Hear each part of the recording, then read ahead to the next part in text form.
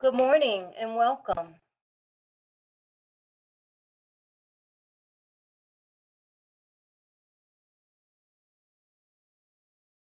Good morning.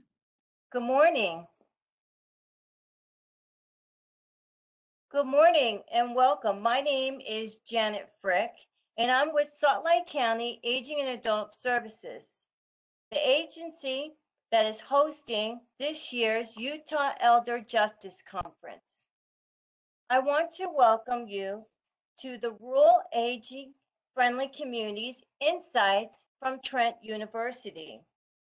We will be recording this session for later viewing.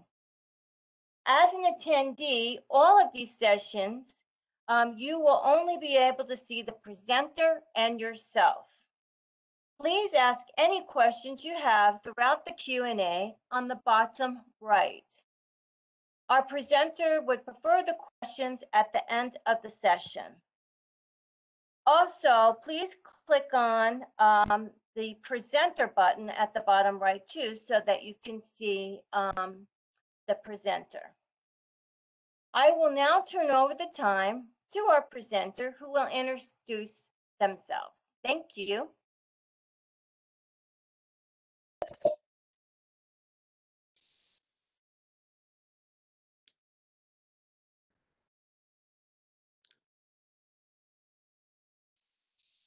Okay, good morning, everyone. I hope you can all see my screen all right. My name is Elizabeth Russell, and I'm a faculty member at Trent University in Ontario, Canada, and I have a map to show you exactly where we're located in a second.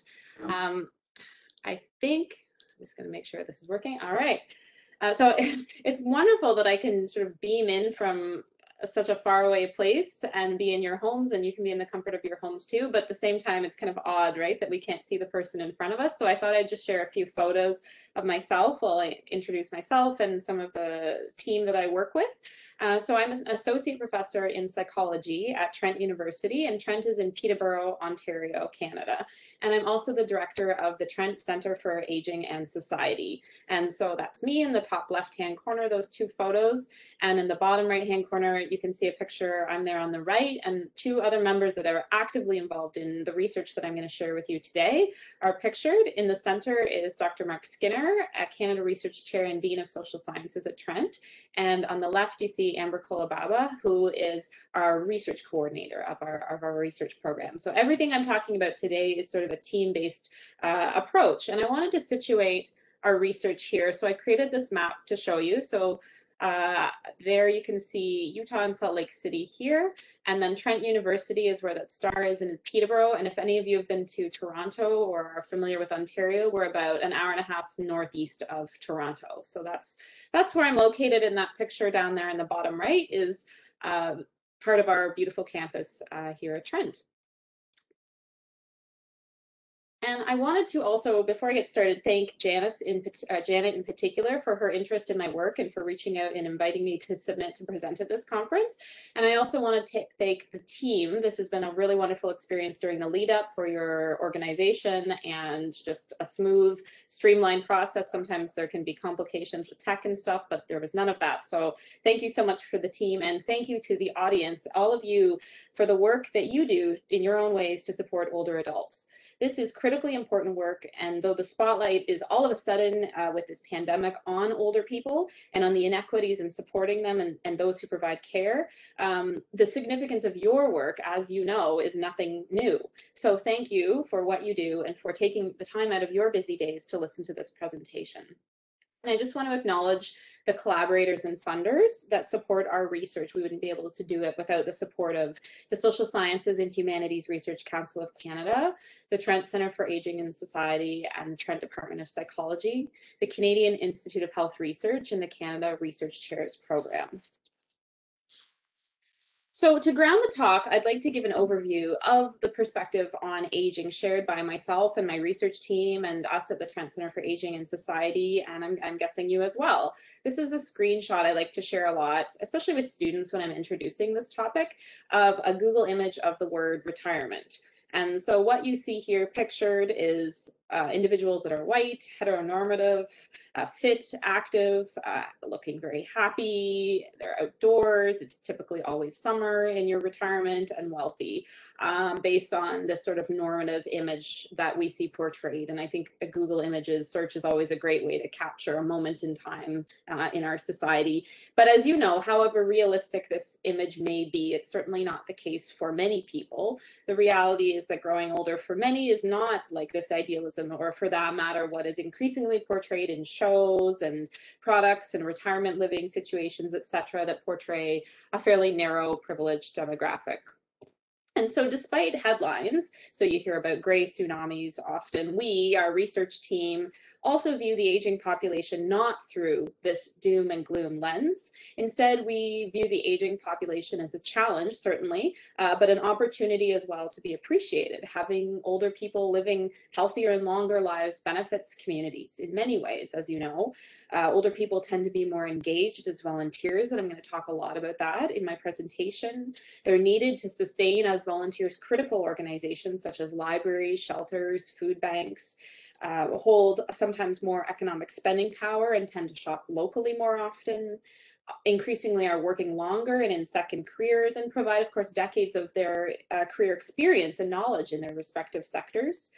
And so encouraging, and I could go on, right? And encouraging age-friendly program development that is inclusive of this much more broad group of older adults, and helping support active and healthy aging, in particular in rural communities, which is the focus of my work, is the goal of our research program. And so with these kind of preliminary thoughts in mind, I'd like to set 3 goals for the talk. So first, I'd like to share information from our research program about service provision in aging rural communities. So specifically, I'm going to talk about healthcare, housing, transportation, and recreation. Second, I'm going to talk about our research in building longer-term, sustainable, rural, age-friendly initiatives. And just to conclude with next steps that based on these kinds of findings related to age-friendly services and sustainability in the next decade, in the 2020s, based on our findings. And pictured there is a summer and a winter image of our university, just to give you a little bit more context of where I'm speaking to you from and where I'm so lucky to be able to do my research and teaching. So to start, we'll give an introduction to services in general for an aging population. Rural communities have been facing a gap in services, in particular those important to its older residents, giving the restructuring, downsizing, and relocation of rural services to their more populated urban centers. And so this service gap emphasizes a double jeopardy in rural communities, where vulnerable older people are often living in increasingly vulnerable rural areas, given this these shifts in rural services. So in this scenario that I've described, to fill those gaps of rural services, rural communities are increasingly relying on volunteerism. However, what we're seeing, and probably you would be familiar with this as well, is that the volunteer sector themselves are older. So we have older adults volunteering to support their peers. And this really challenges the sustainability of rural services. So as rural services are relocated, we're relying on an unsustainable model, as those older people, those older volunteers will eventually need those services themselves. And 20 years ago, I know the situation in Canada and the United States is different healthcare-wise, but Canada's Special Advisor on Rural Health described access to Canadian health services in this way. They said, if there is 2-tiered medicine in Canada, it's not rich and poor, it's urban versus rural. And I'd be interested to hear your views on this comment from an American or Utah perspective as well. And so this concept of 2-tier medicine really rings true today, given the downsizing and restructuring to urban areas in rural healthcare, retail, social services, community support, etc., despite the needs of an aging population. And so this really is a downloading of responsibility for service provision to volunteers, to families, to individual community members, and indeed to older adults themselves. And so what I'm going to do in this portion is define and describe 4 of those rural services relevant to an aging population. Obviously, there are more services, but just focusing on 4. And talk about the tensions between that this situation creates between aging in place. So this is always presented as an ideal circumstance where older people remain living in their community with some level of independence rather than residential care, versus being stuck in place where older adults that need to move from their homes or their communities for various reasons cannot do so, typically embedded within economic, social, or racial or gender disparity, and give some case examples from our research here in Ontario to support some really interesting models, positive models that have come out to support that. So we'll start with healthcare and community support services. And as I said, aging in place is a really dominant theme in policy and is especially relevant in healthcare and community supports. It sounds like a cost savings, and it is a cost savings strategic direction on the surface, as those growing older are doing so in their own homes, essentially avoiding or delaying institutional care. However, this creates many challenges to rural health service delivery, such as healthcare practitioner recruitment, bed closures following budgetary trimming and amalgamation, hallway medicine, longer wait times, further distances to travel, etc. Those are challenges that the removal of services from rural areas creates and exacerbates the situation for older adults. Again, paradoxically creating a reliance on community volunteers, community members, etc. So really a downloading of responsibility onto communities and the voluntary sector creates often additional health challenges for those individuals that are sort of kind of on the line between aging in place and needing to relocate for these reasons, and then also financial repercussions for government agencies and funders that do need to support those older adults. So that's sort of the negative that we've seen repeatedly in our communities. However, we have in our research uncovered many wonderful examples of real systemic change at the grassroots level. So this example here, you can see the title of this article, this news article, Ontario announces new nursing home with additional 36 additional beds in Arnprior. So Arnprior is near Ottawa, if you're familiar with the province of Ontario. And this is a small community who was included in our research, and their age-friendly committee actually lobbied to increase the supply of long-term beds successfully. And in 2017, as you can see, was provided with additional 36 beds. And this is a huge accomplishment for a voluntary grassroots sector to really create healthcare, and in this case, bed spaces in their community. And they were successful. We found that the reasons behind their success were partnerships between volunteers, community organizations, and the municipality, all united under that umbrella of age-friendly. And they were able to make systemic policy change in rural healthcare. So although that may be to some degree an extreme and fairly uncommon success example, it is something that is possible, and so important to profile alongside the negatives. Next, I want to talk about housing.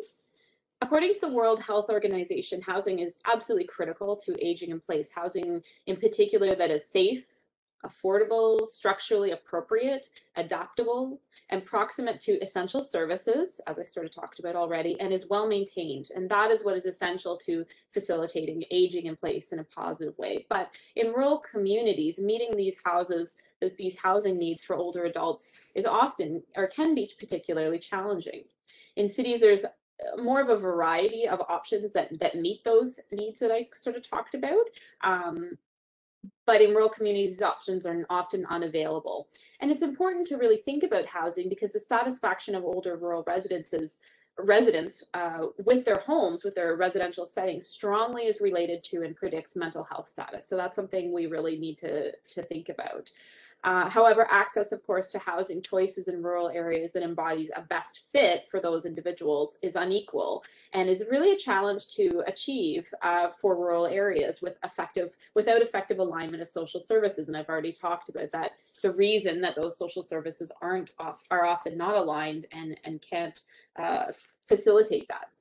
So lack of transitional housing support in rural communities often means that seniors may be living longer in homes that they are ill-equipped to maintain or maybe can't afford or on a limited income or fixed income. So care for this population really is something we need to think about. There are many interesting models that you might have heard of or be involved with yourselves. So home sharing, although certainly not for everyone, may be facilitated very flexibly in a variety of ways. So we see older people buying homes together, renting apartments at affordable rates in homes specifically designed for older people, renting rooms to students through a home sharing organization, the list goes on. So there are some really interesting alternatives because building new facilities in a stretched rural community with sparse settlement patterns is often unfeasible. Here's an example in Lakefield, Ontario. Lakefield is just about 10 minutes north of Trent University, where I live right now.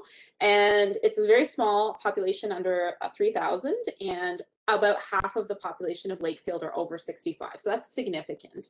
And Abbeyfield House Society of Lakefield, who I've profiled in this slide here, is a volunteer organization working to found a house that's for that shared middle income group of older people that's often missed. Sometimes there's housing appropriate for lower income, and then a higher income are able to sort of facilitate their own, but that middle income, there's often a gap. So this news article here on the right, with the house with the snow in front of it, they were actually recently able to purchase through their organization a piece of land with this house to refurbish.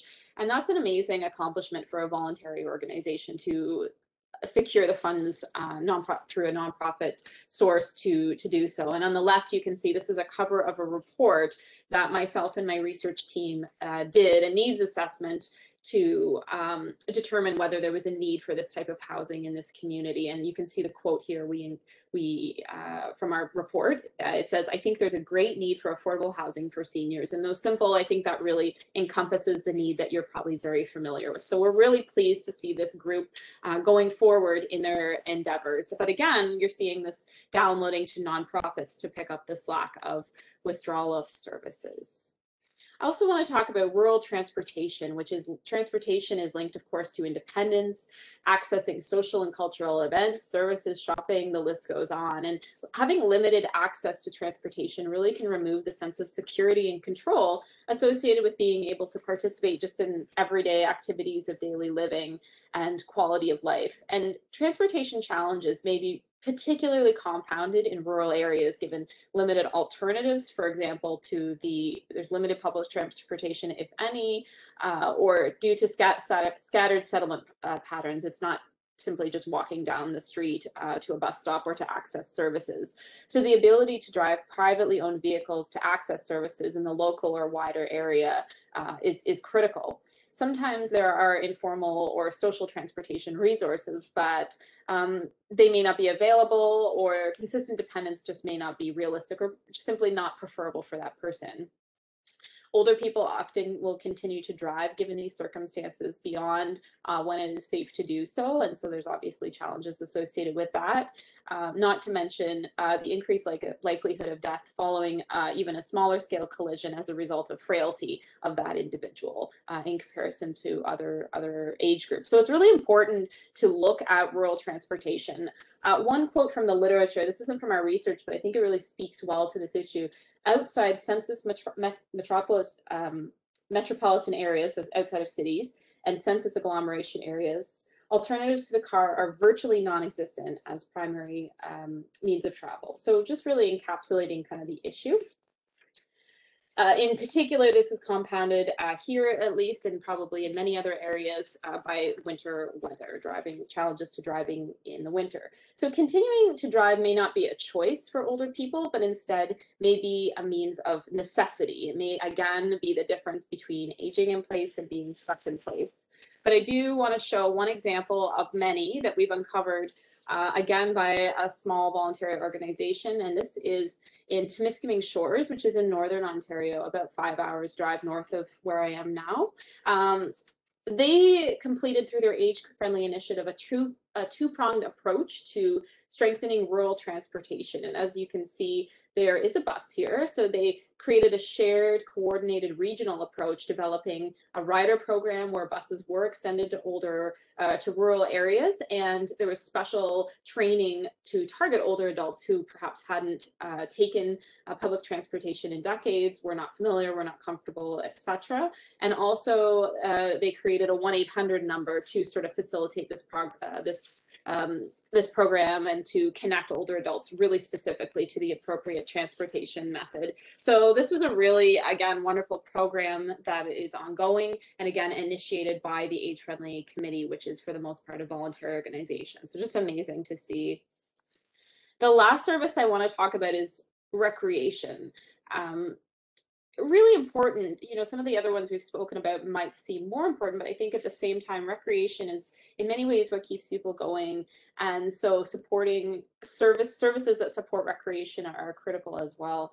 So participation in recreation, we know, does decline to some degree with age, but older people typically adapt their activities to best fit their abilities at the time and tend to stay engaged in their communities for longer than ever before in present time. And so emphasizing recreation is an essential component of a holistic suite of service provision.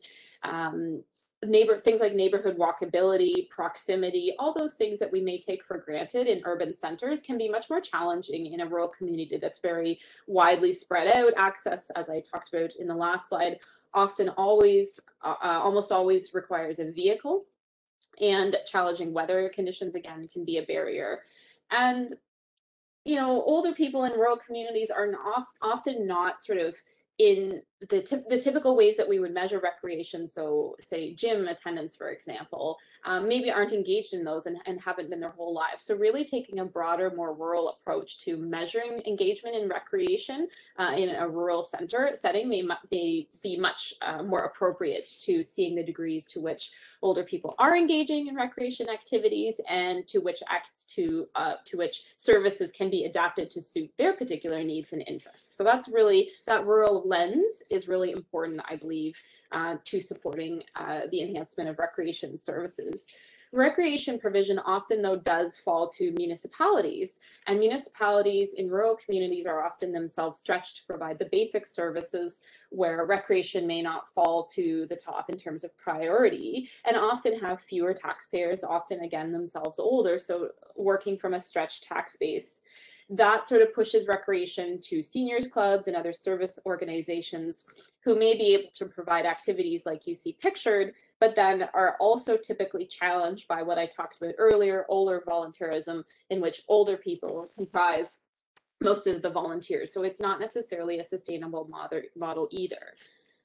In some rural communities that are more retirement destinations, we do see an influx of rural retirees. However, those individuals that maybe don't come with place-based attachment, so a connection to that community, that sense of community, certainly can't be relied on to help sustain those initiatives as well. Nonetheless, as you can see pictured on this slide, there are many examples of really wonderful, sustainable, volunteer-based recreation initiatives that have developed. So here, again, this is Arnprior, Ontario again, and as you can see pictured, this is a media article profiling a men's shed, and this runs 5 days a week. Older men gather in a facility that they developed, and the they is again this age-friendly group, voluntary organization, and they get together and work on different projects. And as you can see pictured here, a lot of woodworking, and they were building many of the community benches, birdhouses, that kind of thing. And I think it's been really important in that community. And because it's not occasional, it's daily, all day, every weekday, it's something that really has become core to many people that participate. But at the same time, it is still at risk of sustainability challenges, given that the volunteers running it are, again, tend to be often older themselves. So these are the 4 examples of rural services that are sort of challenged by an aging population and the challenges associated with rural service delivery. And so I want to tie this into my second goal for this presentation, which is examining the sustainability of rural age-friendly initiatives themselves. So all of these things that I talked about were uncovered through our research with age-friendly communities, programming, and by those initiatives themselves. So we'll move into the second phase of the presentation, building sustainable rural age-friendly communities. And age-friendly communities are, you may be familiar with this concept, they're often developed to address some of the issues that I identified throughout the first part of this talk. The age-friendly movement is a comprehensive conceptual program developed in 2007 by the World Health Organization, and you can see pictured here. There are 3 main categories of focus.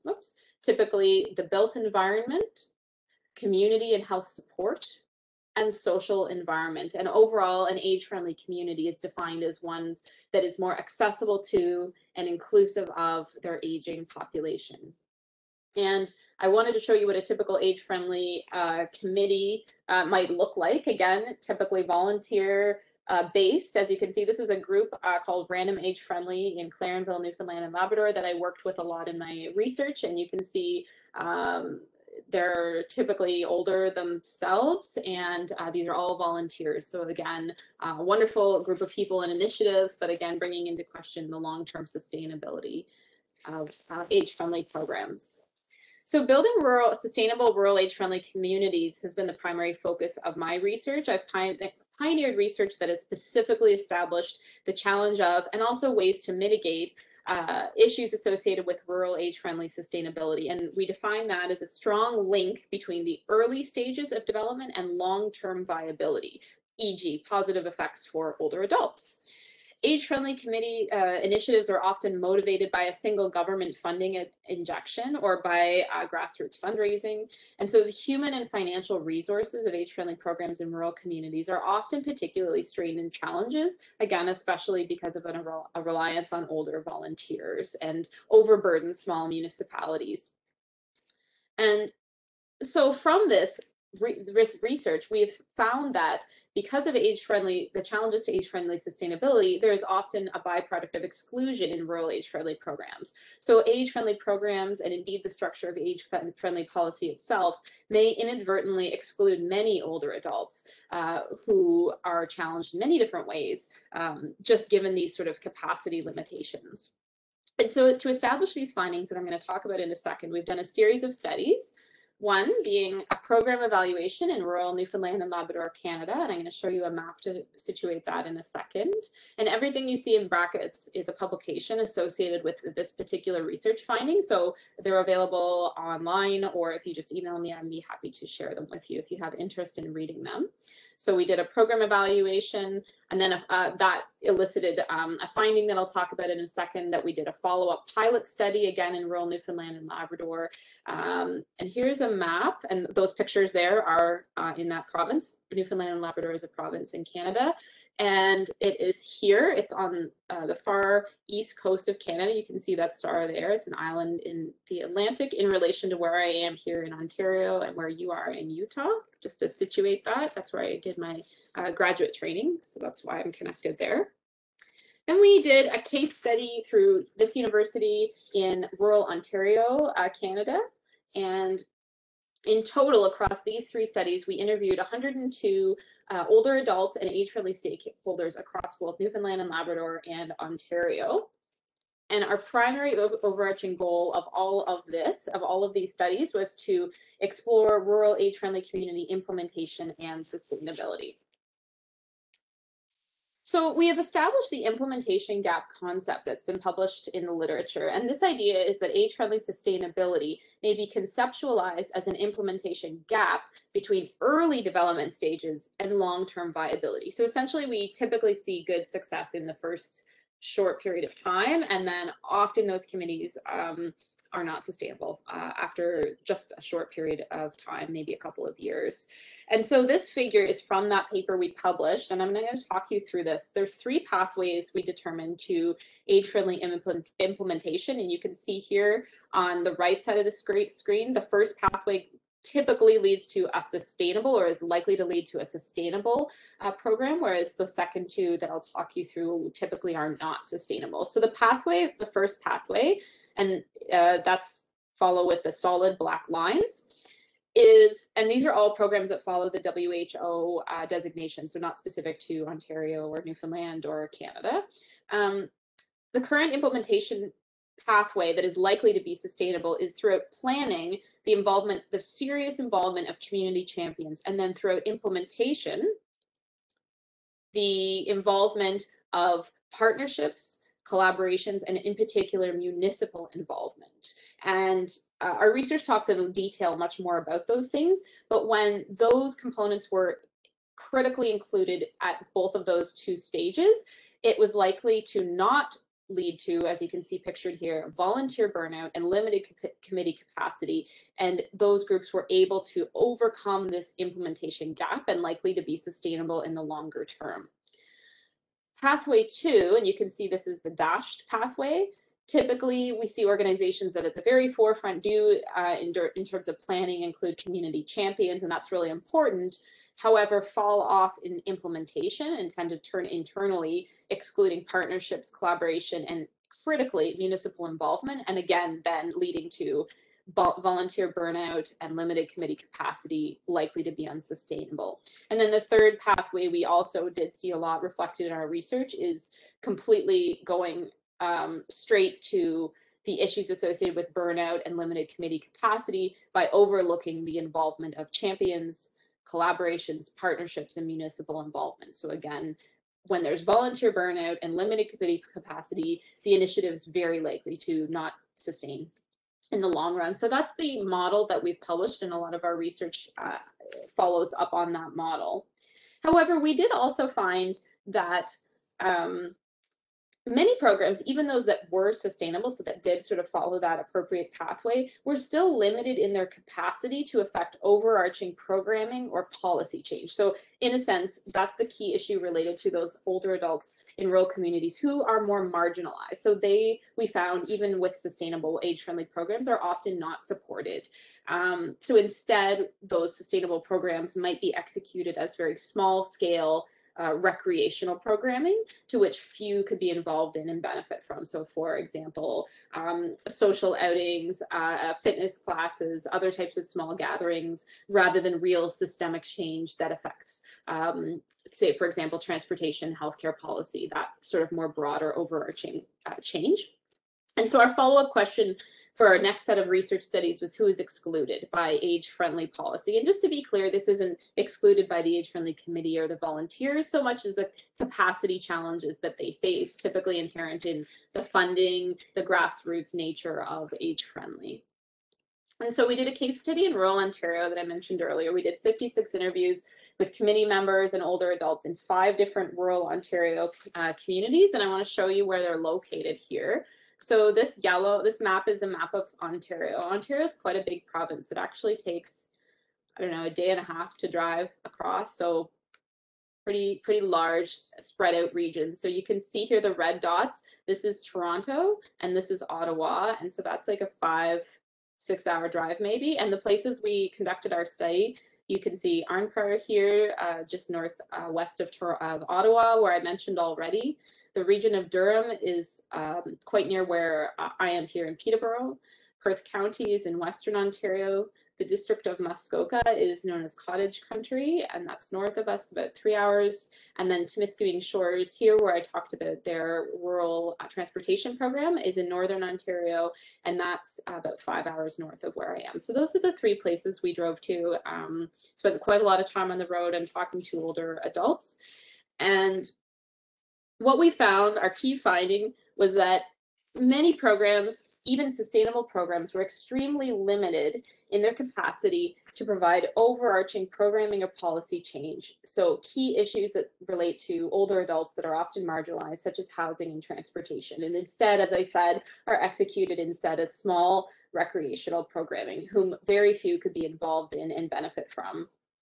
And so this is sort of the first paper that we published based on this. And I want to talk a little bit about the degree of impact. So in terms of longevity, when age-friendly programs are executed and are announced and funding is announced and committees are struck and so on, there's essentially a promise being made that older adults in the community expect to live in an age-friendly community. There's expectations of long-term policy and long-term programming that are set that will support those people aging in place. But really, we found that factors associated with finances and human capacity, so again, voluntary dependence, may truly inhibit the ability of those rural initiatives, even those that are sustainable, to offering a broad scope of policy and programming that will support older people in their activities of daily living. So they're unlikely to mature, essentially, in impact from community-based programs, which we see all the time in sustainable programs, so ones that host small-scale, often one-off social programming, unlikely to mature into that of age-friendly communities. So a municipality, for example, with an arm's length seniors council, a community with accessible, affordable rural transportation, housing, and social and physical infrastructure, for example. So we know it's possible that when older people age in age-friendly communities with a scope that is comprehensive, cross-sectoral, and impactful, then isolation, marginalization, and vulnerability may be lessened, which is really important. And this is really not something that many age-friendly committees are able to execute because of challenges to funding and to human capacity. So ultimately, the long-term sustainability, even of those successful programs, is fairly limited in our research. And the second finding here, and this is myself and our research coordinator, Amber, you can see we're in the winter collecting our data. We did all of our data collection actually in the winter, so that was fun. We also found that contextual factors, specifically sense of community and jurisdictional fragmentation, significantly affected the sustainability of an age-friendly program. So we found that when age-friendly programs were executed at a geographic level that made sense for that community, they were more likely to be sustainable because there was a sense of community associated with that boundary. So, for example, often we'll see very large, because of challenges with capacity, we'll see age-friendly implementation at a large regional scale. However, there may be a complete lack of connectivity within such a large geography. So there's no sense of community. There's a fragmented sense of geography. Sometimes it's arbitrary in terms of, okay, well, this is our health region, so it makes sense to implement, but maybe this doesn't align with services, access to services, etc. And people just simply aren't connected across that area. So there's again, low sense of community across the level of implementation. Although within that, there might be strong sense of community in smaller areas. We really did find that sense of community in particular, and having implementation across jurisdictions that made sense rather than were just arbitrary, was really important to being organizations implementing more successful and sustainable age-friendly programming that, again, are able to make more significant change in terms of scope.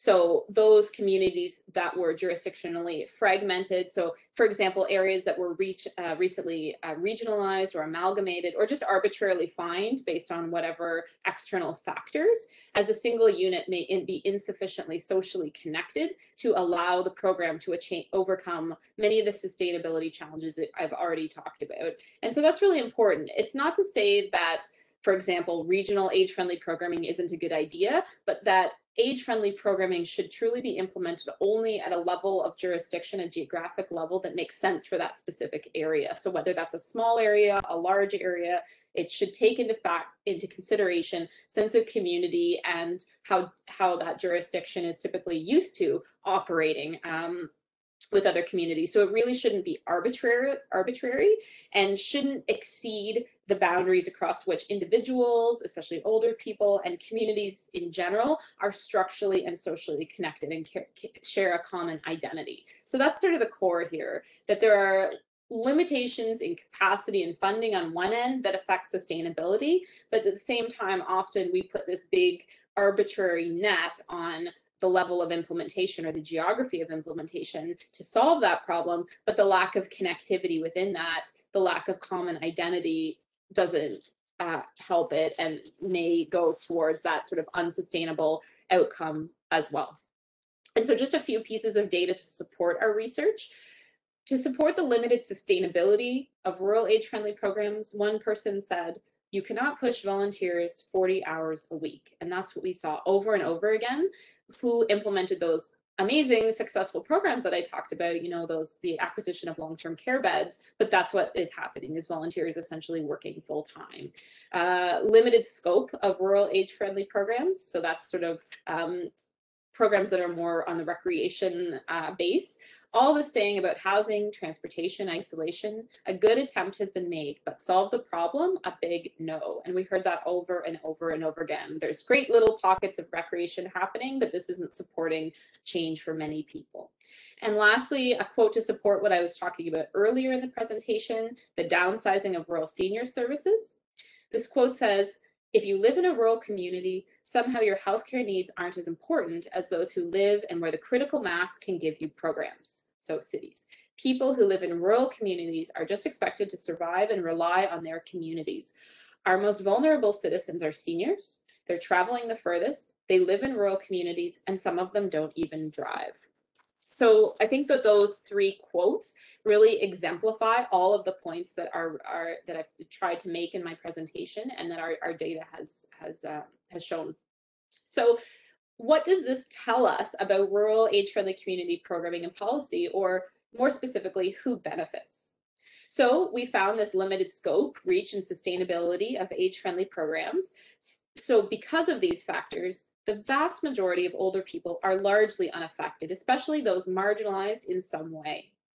We often found that aging in place, which is often touted as a really wonderful outcome of age-friendly programs, is not a dependable outcome of age-friendly. We can't assume that that is supported as a result.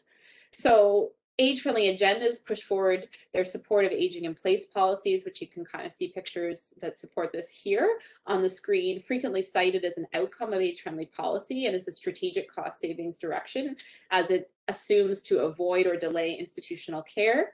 But evidence from our research has problematized reliance on rural communities themselves and volunteers to essentially pick up the slack and develop such wide-reaching initiatives that will support complex, diverse older residents. And so instead, inadvertently, despite the significant efforts of these individuals, older people, the programs may support this narrow margin of older adults, but the majority who are isolated, marginalized, or affected by complex social, economic, and or racial or gender disparities, as pictured, may be unaffected by intended supports and may not be able to relocate to homes or to communities that are appropriate to their needs at the time. So to sum up, my research has fundamentally demonstrated that age-friendly programs and policies inadvertently fundamentally exclude older people marginalized by social, economic, and cultural factors, and may not be effective, sustainable approaches that support the well-being of older adults in rural communities. So minimizing aging in place. So there's a lot of negative, and that's why I wanted to make sure the beginning of the presentation focused on some positive outcomes that we have uncovered in our research. And another thing is practical outcomes. So beyond academic channels, all of the citations I've shared with you are academic publications. We also spend a lot of time creating reports, putting our practical findings in the media, and these are the screenshots on the screen here. We have 5 minutes left. Okay. Are some examples of those practical practical outcomes we've created. So just to show you that we are creating research that doesn't just say the problem, but looks at solutions and translates those solutions. So the last thing I want to show you in those last 5 minutes, and thank you for that, is I'm just going to show a couple minutes of a video that we created. We are taking our research to the next level given the COVID-19 pandemic, and I'm just going to show you maybe 3 minutes of a video that profiles the work we're doing related to age-friendly, but also in light of the pandemic. The first project by the Rural Aging Research Team investigates older volunteerism in an era of global pandemic.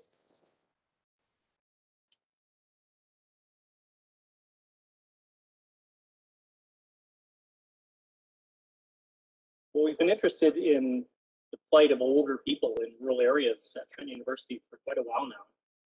One of the things that we do know is that older people are often disadvantaged in terms of their access to services, rural environments, and small towns. The other interesting thing we're finding is that most of those services are actually supplemented by volunteering, but in rural areas, most of those volunteers are older people themselves. And that's something that we refer to as older volunteerism, and that's really the focus of this project, is understanding how those people who are volunteering to support their communities and their households and themselves, how they're faring in different environments and different contexts. For the project, we're conducting interviews with volunteers and administrators from the Selwyn Public Library, the Selwyn Fire Department, and the Abbeyfield House Society of Lakefield. We've worked with these organizations before, so we're really excited to collaborate with them further to really get to this idea of what are the experiences of volunteers and volunteer-based programs in these rural communities in an era of global pandemic. So because of physical and social distancing measures, we'll be conducting the interviews on the phone. to really get at this idea of, what's it like to volunteer in a time like this? How has the organization adapted to the changes needed to be put forth to support your volunteers and your community during this time? So we think this project is really important because it's going to give us all kinds of rural insights in terms of what it means to live through and age during this pandemic. In our project, we're looking at older volunteerism, those people who step up and volunteer and participate in the rural communities to support people who may not have access to services. And through our project, we're going to find out not just how volunteers are faring, but also how programs are actually changing and adapting to better support older volunteers. So older adults in particular are very susceptible and at risk to COVID-19. And so the impacts of social isolation in particular may be more keenly felt in this time of pandemic by this particular group.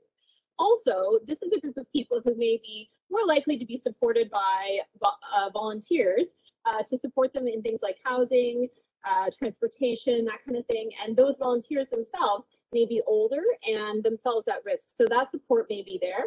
That might further increase the risk of social isolation, which we know is particularly keenly felt by older adults just in general in rural communities. The dynamics that can underlie the social isolation and the psychological implications of that is particularly important. And that's something we really hope to understand with this project. So our preliminary findings are showing that there's a really wide range of diversity of experiences felt by both the volunteer-based program and the volunteers during this time. So for the Selwyn Fire Department, they're really carrying on in regular capacity due to the nature of an emergency service in a rural area, but they're changing their policies, including enhanced PPE and putting their training online. But what they are finding is that the number of firefighters attending calls have decreased due to whether age of the volunteers or previous medical condition, just so they're reducing their chance of coming in contact with someone with COVID-19. At Abbeyfield, the steering committee has continued with their regularly scheduled meetings, but we're hosting them virtually. Challenges associated with rural internet connectivity was talked about, so they're now changing to in-person social distancing meetings outside.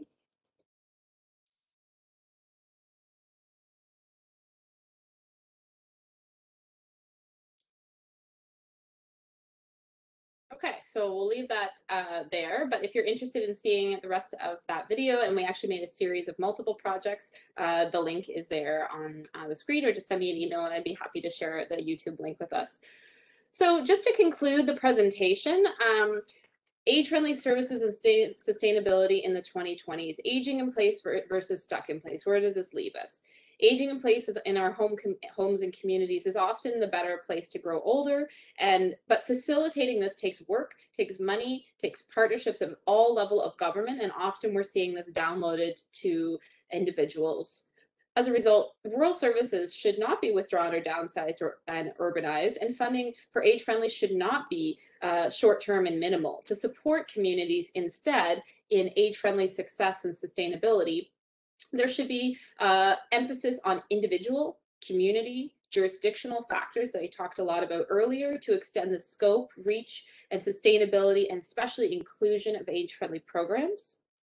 And funding should be consistent and renewable that considers these factors. And so these are really what is important based, I guess, the take-home message that I'd like to share from this presentation. So it's funding, of course, that's important, but also developing capacity and partnerships and not relying specifically on volunteers to do that work in rural communities. So thank you so much for taking the time to listen to this talk. This is what graduation at Trent usually looks like in not a time of pandemic. Unfortunately, they're online. So looking at this image reminds me that going forward, we will be in a time again where we can be in person. So if you have any questions, I'd be happy to answer them. My email and my website is pictured on the slide. Thanks very much. Thank you, Elizabeth. We're out of time. Everybody have a wonderful day. Thank you, Elizabeth.